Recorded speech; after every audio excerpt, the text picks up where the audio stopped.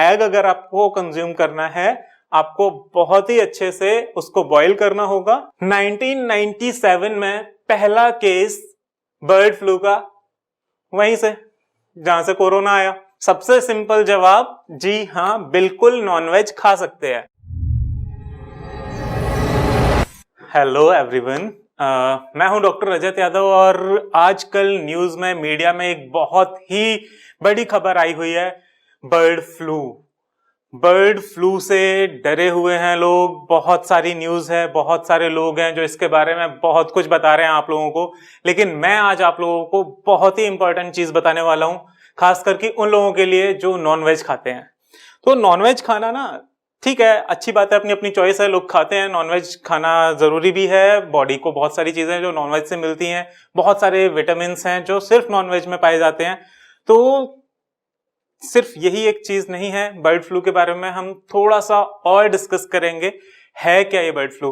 अच्छा, आपने फोटोज में देखा डरे हुए हैं हमारे पक्षी, हमारे मुर्गे, बाज, कबूतर सब डर गए हैं, इन्होंने भी मास्क पहन लिया है।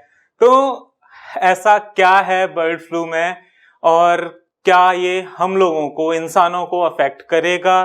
क्या हम लोगों को प्रिकॉशंस लेने चाहिए, और कैसे हम इससे बच के अपने आप को सरवाइव करा पाएंगे? तो शुरू करते हैं। बर्ड फ्लू, आपने देखा बर्ड फ्लू के साथ साथ मैंने एक और टर्म लिखी हुई है, एवियन फ्लू। एवियन फ्लू इसका एक्चुअल नेम है, क्योंकि ये पक्षियों में पाया जाता है। तो एवियन एक साइंटिफिक टर्म है जो हम पक्षियों के लिए यूज करते हैं, और ये उनमें पाए जाने वाला फ्लू है। फ्लू क्या होता है, सबसे पहले ये डिस्कस कर लेते हैं। फ्लू एक वो बीमारी है जिसमें रेस्पिरेटरी ट्रैक्ट ये मेजरली अफेक्टेड होता है। रेस्पिरेटरी ट्रैक्ट कौन सा होता है? जिससे हम सांस लेते हैं। तो सांस लेने के लिए हमारी नोज, हमारा गले का ट्रैकिया वाला पार्ट और लंग्स, ये चीजें इन्वॉल्व हैं। तो फ्लू के अंदर ये बॉडी पार्ट इन्वॉल्व होता है, और कॉज कौन करता है? एक वायरस कॉज करता है इसको।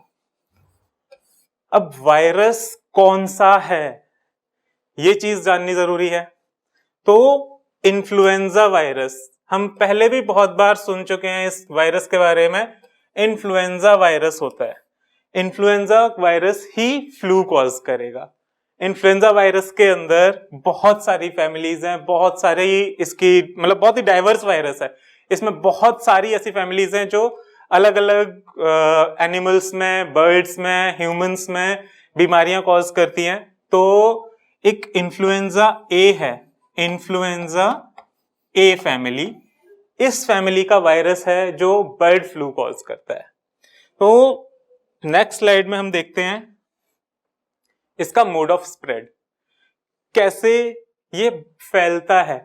अगर ये स्लाइड में जो लिखा हुआ है आपको नहीं दिख रहा है यहां पे, तो मैं आपको बता दूं, कोई भी ह्यूमन, जैसे ये देख रहे हैं आप, पोल्ट्री फार्म में काम करने वाला एक लेबर है ये पोल्ट्री फार्म जहां पे मुर्गों को पाला जाता है, वहां पे काम करने वाले जो लोग होते हैं, कभी भी अगर ऐसी सिचुएशन आती है जब बर्ड फ्लू फैला हुआ है, तो वो सारे पक्षियों को इन्वॉल्व करेगा। मुर्गा भी एक पक्षी है, कबूतर, ये कौवे, ठीक है ना। तो ये सारे पक्षी जब भी इन्फेक्टेड होंगे, तो इन लोगों के कांटेक्ट में, इन पक्षियों के कांटेक्ट में जितने ह्यूमंस आएंगे, वो बहुत ही ज्यादा चांसेस होंगे कि वो इन्फेक्ट हो जाएं बर्ड फ्लू से। अब बर्ड फ्लू मैंने आपको बताया था कि इन्फ्लुएंजा वायरस से होता है, इन्फ्लुएंजा ए से होता है। तो क्या सारे influenza viruses bird flu cause करेंगे? जी नहीं, सारे वायरसेस नहीं करेंगे। सारे वायरसेस अगर होंगे भी जो बर्ड फ्लू कॉज करते हैं, बर्ड फ्लू कॉज करने वाले जो इन्फ्लुएंजा वायरस हैं, उनकी 15 से 20 कैटेगरीज हैं, जिनमें से सिर्फ एक वायरस ऐसा है जो ह्यूमंस के अंदर आके बर्ड फ्लू फैला सकता है। तो पक्षियों के जो डायरेक्ट कांटेक्ट में लोग आते हैं वो इन्फेक्ट हो सकते हैं, पक्षियों के डायरेक्ट कांटेक्ट में आने वाले लोग इन्फेक्ट हो सकते हैं। लेकिन ह्यूमन टू ह्यूमन जो स्प्रेड है वो बहुत ही रेयर है। ह्यूमन टू ह्यूमन स्प्रेड बहुत ज्यादा रेयर है। बहुत ही कम केसेस में देखा गया है कि एक इंसान से दूसरे इंसान के अंदर बर्ड फ्लू का वायरस पहुंचेगा। अच्छा, ऐसा क्यों नहीं होता है? एक वायरस, नेक्स्ट स्लाइड में हम देखते हैं, ये जो वायरस है H5N1, जी हां, यही इकलौता वायरस है H5N1 जो ह्यूमंस के अंदर बर्ड फ्लू की बीमारी लेके आता है। इन्फ्लुएंजा ए वायरस फैमिली से होता है ये। इसके अंदर 15 स्ट्रेन्स होते हैं, ऐसे 15 एंटीजेंस हैं जो H फैमिली के हैं और 9 स्ट्रेन्स हैं जो N फैमिली के हैं। ठीक है, हीमाग्लूटिन H family and N family. तो हम लोगों को H5N1 सिर्फ ये एक ऐसा स्ट्रेन है बर्ड फ्लू का जो ह्यूमंस को इन्फेक्ट करेगा। अब क्या है, इसके आगे हम बात करते हैं कि कैसे इन्फेक्ट कर रहा है। हमने बात की थी अभी, ह्यूमन टू ह्यूमन इन्फेक्शन बहुत कम होता है। जो पोल्ट्री फार्म और अदर ऐसी फार्मिंग में इन्वॉल्व है जिसमें पक्षियों के साथ ह्यूमंस का इंटरेक्शन है, वहां से ये फैलता है। अगर किसी पक्षी का जो फीसिस है, जो पक्षी बीट कर देते हैं, पॉटी करते हैं पक्षी लोग, है ना, अगर कोई डायरेक्ट उसके कांटेक्ट में आएगा तो वहां से भी ये फैल सकता है। इसके आगे की बात, सिम्टम्स और ट्रीटमेंट क्या है इसके। अगर किसी इंसान को बर्ड फ्लू हो गया है तो क्या क्या ऐसे सिम्टम्स होंगे, पता कैसे चलेगा, हम कैसे पता लगाएंगे कि हमें बर्ड फ्लू हो गया, हमें इसके चेकअप के लिए जाना चाहिए। तो फीवर हो सकता है, सोर थ्रोट। सोर थ्रोट क्या होता है? सोर थ्रोट है गले में दर्द होना, गले में दर्द होना, जैसे खिंचाव कई बार महसूस होता है या फिर पेन महसूस होता है, वो होता है सोर थ्रोट। लेथार्जी मतलब थकान होना, थके थके रहना, रेस्टलेसनेस फील करना, बिल्कुल ऐसा लग रहा है कि काम करने की इच्छा नहीं हो रही। हेडेक होगा, सिर में दर्द, मसल पेन होगा, चेस्ट पेन हो सकता है, रनिंग नोज और ब्रीदिंग डिफिकल्टी हो सकती है, नाक बहती रह जाएगी, ऐसा हो सकता है। ठीक है ना, और जरूरी नहीं है हर बार नाक बह रही है तो बर्ड फ्लू हो गया, ऐसा नहीं समझना बिल्कुल भी। तो ब्रीदिंग डिफिकल्टी हो सकती है, रनिंग नोज हो सकती है, मसल्स पेन हो सकता है। ये देखिए कैसे अपना सिर पकड़ के बैठा है, सिर में दर्द हो रहा है ना, थर्मामीटर मुंह के अंदर लगाया हुआ है, फीवर हुआ है बेचारे को, वीकनेस हो गई, इसकी देखो बैटरी डाउन हो गई है ना। तो ऐसे बहुत सारे सिम्टम्स हैं जो आ सकते हैं। खांसी हो सकती है, चेस्ट में डिस्कंफर्ट हो सकता है, पेन हो सकता है। ये सारी परेशानियां हैं जो अगर किसी को बर्ड फ्लू हुआ, जो बर्ड फ्लू वाले बर्ड्स के कांटेक्ट में आया ऐसा कोई ह्यूमन। अच्छा, एक और तरीका है जिससे बर्ड फ्लू कांटेक्ट में आ सकता है, नॉन वेजिटेरियन लोग। जी हाँ, वो नॉन वेज खा रहे हैं, अगर कोई चिकन खा रहा है और वो इन्फेक्टेड चिकन है तो बर्ड फ्लू हो सकता है। अब क्या किया जाए इसके लिए? भाई अगर कोई दिक्कत हुई है, आपको कुछ ऐसे सिम्टम्स आए हैं जो यहाँ पे मेंशन है, तो आप सबसे पहले तो अपने डॉक्टर के पास जाइए और इन्वेस्टिगेट कराइए क्या एक्चुअली में ये बर्ड फ्लू है। तो पहले सबसे पहले क्या होगा, आप डॉक्टर के पास विजिट करेंगे, विजिट योर डॉक्टर। एक बार आपने डॉक्टर के पास विजिट किया, आपका डॉक्टर आपके सिम्टम्स देखेगा और उसके हिसाब से आपको पहले सिम्टोमेटिक ट्रीटमेंट देगा। क्या करेगा, अगर भाई बुखार है तो पैरासीटामोल दे दी, है ना, पैरासीटामोल से बुखार भी कम हो जाएगा क्योंकि एंटीपायरेटिक है, और क्योंकि ये एनसाइड्स फैमिली में आती है तो पेन भी कम करेगी। तो जितने पेन हो रहे थे उसमें भी आराम मिलेगा, फीवर आ रहा था उसमें भी आराम मिलेगा। इसके अलावा डॉक्टर क्या कर सकता है, डॉक्टर हो सकता है आपको टैमी फ्लू, जो एंटीवायरल ड्रग है, टैमी फ्लू के नाम से सबसे ज्यादा बिकती है, तो ये मेडिसिन भी प्रिस्क्राइब कर सकता है कि अगर वायरस पाया गया तो डॉक्टर आपको टैमी फ्लू देगा। लेकिन इससे पहले डॉक्टर आपकी इन्वेस्टिगेशंस कराएगा, है ना। अब होता क्या है, इंक्यूबेशन पीरियड यहां मैंने लिखा हुआ है। एक इंक्यूबेशन पीरियड क्या है, कितने दिन तक वायरस की साइकिल आपकी बॉडी में चलेगी, कितने दिन के बाद इसका असर आना खत्म होगा। तो इंक्यूबेशन पीरियड इसका 2 से 8 दिन का है। 2 से 8 दिन तक ये बॉडी में रह सकता है और आपको परेशान कर सकता है। अच्छा, ये सब हम कोरोना के बाद पढ़ रहे हैं। कोरोना में सब लोगों ने जान लिया, 1 साल से सब लोग कोरोना से परेशान थे, सबको पता चल गया कोरोना में भी कुछ ऐसे ही सिम्टम्स आते हैं। कोरोना का इंक्यूबेशन पीरियड कितना था? 14 डेज, लेकिन इसका 2 to 8 डेज। सिम्टम्स कोरोना में भी ऑलमोस्ट यही है, हेडेक होगा, वीकनेस होगी, फीवर होगा, चेस्ट डिस्कम्फर्ट होगा। कोरोना में एक बहुत ज्यादा मेजर जो सिम्टम था वो था loss of smell and taste, जो इसमें नहीं दिखता है, यूजुअली नहीं दिखता है, लेकिन अगर कभी हो भी जाए तो जरूरी नहीं है, इसमें भी हो सकता है ऐसा। तो हमने इतनी बात कर ली अब बर्ड फ्लू के बारे में कि ये कैसे होता है, वायरस से होता है, कौन से वायरस से होता है, सिम्टम्स क्या होते हैं, ट्रीटमेंट क्या मिलने वाला है। लेकिन क्या आपको पता है ये आया कहां से था? 1997 में पहला केस बर्ड फ्लू का वहीं से, जहां से कोरोना आया, जहां से और सारे वायरस निकलते हैं। जी हाँ, चाइना से आया। तो चाइना ने सारी दुनिया को जीने नहीं देना, इस बात की शायद कसम खाई है। तो 1997 में पहला केस बर्ड फ्लू का चाइना से आया था। बहुत ज्यादा मेजर सिम्टम्स नहीं थे, बहुत सारे पक्षी मरे उस टाइम भी, इस बार भी बहुत सारे पक्षी मर रहे हैं। कई सारे स्टेट्स हैं हमारे, मैं यहाँ पे बता देता हूं आपको, कई सारे ऐसे स्टेट्स हैं जो अभी इंडिया में अफेक्टेड हैं। उनमें से दिल्ली है, उत्तराखंड है, उत्तर प्रदेश है, राजस्थान है, गुजरात है, महाराष्ट्र है, मध्य प्रदेश है, नीचे केरला भी है थोड़ा बहुत। तो इन सारे स्टेट्स में ये फैल चुका है। ओरिजिन की बात कर रहे थे, 1997 में चाइना से हुआ था। इसमें सबसे ज्यादा रेयर केस देखा गया था वियतनाम में। 2003 से 2005 के बीच में कुछ केसेस ऐसे आए थे, बहुत ही कम नंबर है उनका, जिनमें ब्रेन तक प्रॉब्लम हुई थी। किसी को जीआई ट्रैक्ट बोलते हैं हम, गैस्ट्रोइंटेस्टाइनल ट्रैक्ट को, जिससे खाना खाते हैं हम लोग, पचता है खाना बिल्कुल मुंह से लेके एनस तक, इस ट्रैक्ट को जीआई ट्रैक्ट बोला जाता है। इस ट्रैक्ट में भी इन्फेक्शन था, तो कुछ लोगों को इंडाइजेशन की प्रॉब्लम ऐसा भी हुआ था। तो ये बहुत ही रेयर है, सभी लोगों को नहीं होता है, हमेशा नहीं होता है। वियतनाम में 1-2 केसेस ही ऐसे पाए गए थे जिनमें ब्रेन और जीआई ट्रैक्ट इन्फेक्टेड थे, वो भी 2003 और 2005 में। उसके बाद से ये बहुत ज्यादा देखा नहीं गया है, लेकिन ये सारे सिम्टम्स भी इसके हो सकते हैं। आगे हम बात करते हैं सबसे काम की बात, क्या हम नॉनवेज खा सकते हैं?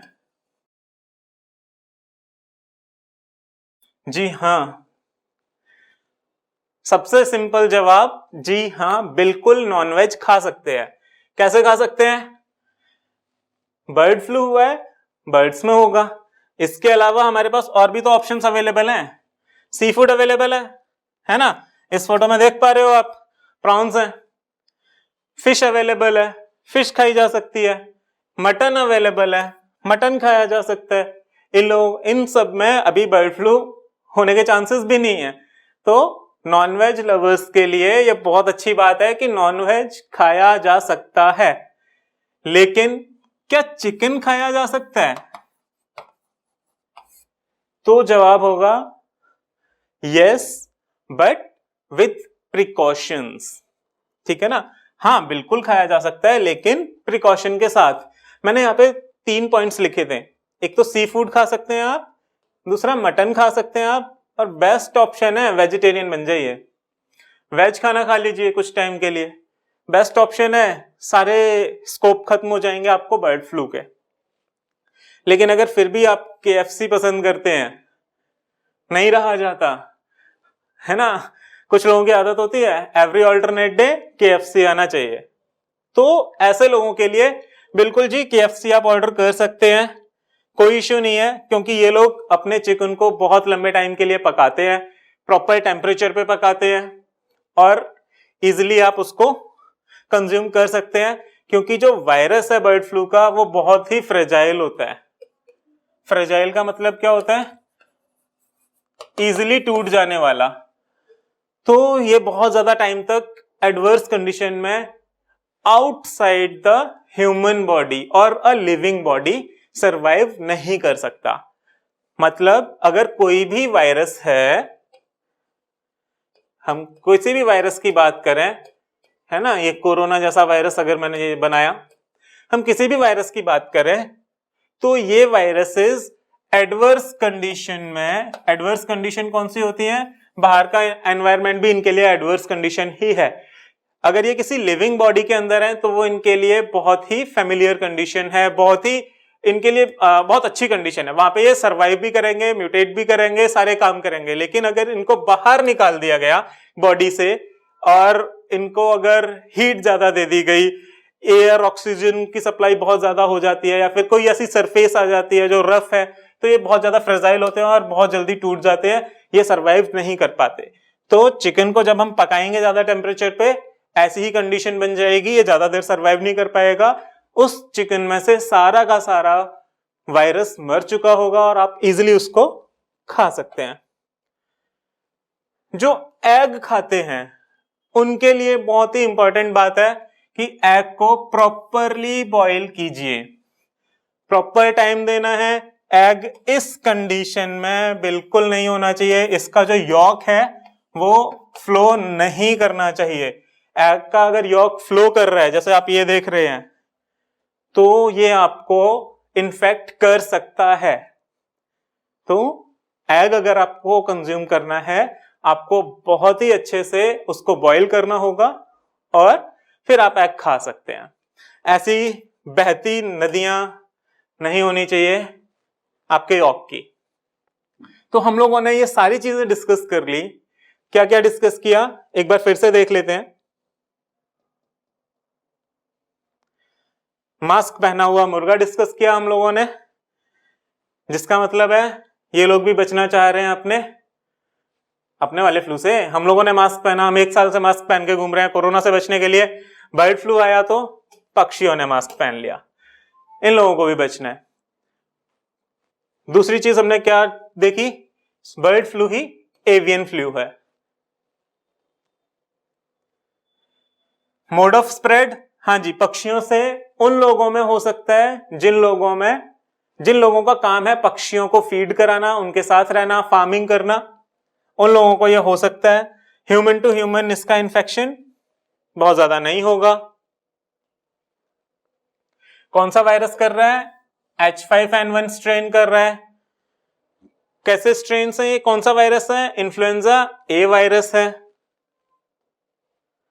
सिम्टम्स क्या होते हैं, वही सिर में दर्द होना, बैटरी डाउन हो जाना, फीवर आ जाना, खांसी होना, मसल्स में एक होना, चेस्ट डिस्कम्फर्ट होना। तो ये सारी कॉमन सी परेशानियां जो हर फ्लू में होती हैं वही हैं। क्या नॉनवेज खा सकते हैं, जी हाँ बिल्कुल खा सकते हैं। अगर हमने अपने नॉनवेज को 70 डिग्री सेंटीग्रेड से ऊपर पकाया है, अगर 70 डिग्री से 100 डिग्री पे हम पका रहे हैं तो कोई दिक्कत नहीं होगी। 70 डिग्री सेंटीग्रेड पे वायरस मर चुका होता है, इवन 50 के बाद मर सकता है, लेकिन 37 टू 40 डिग्री उसके लिए बहुत ही ऑप्टिमम टेम्परेचर है सर्वाइव करने के लिए। 40 डिग्री के नीचे वाला टेम्परेचर वायरस के लिए अच्छा है। 50 से ऊपर करते जाएंगे तो जो भी आपका एडिबल पार्ट है, जो भी आप चिकन नॉनवेज खाने वाले हैं, वो अगर आपने इस टेम्परेचर पे पका दिया तो वायरस मर चुका होगा आपके लिए, अब वो कोई प्रॉब्लम क्रिएट नहीं करेगा। एग अगर आप खा रहे हैं, प्रॉपरली बॉइल्ड खाने हैं, ऐसे बहते हुए यॉक के साथ एग नहीं खाना है। तो आज की वीडियो को हम यहीं कंक्लूड करते हैं। आई होप आप लोगों को इंफॉर्मेशन जो मिली होगी वो आप लोगों के काम आएगी। आप लोगों के दिमाग में जो एक मिथ बना हुआ है क्या हम नॉनवेज खा सकते हैं, जी बिल्कुल आप खा पाएंगे, लेकिन वो प्रिकॉशन लेना है, 70 डिग्री सेंटीग्रेड से ऊपर उसको पकाना है। ठीक है, तो मिलेंगे अगली वीडियो में। तब तक मैं डॉक्टर रजत यादव आप लोगों को बोलता हूं गुड बाय, थैंक यू।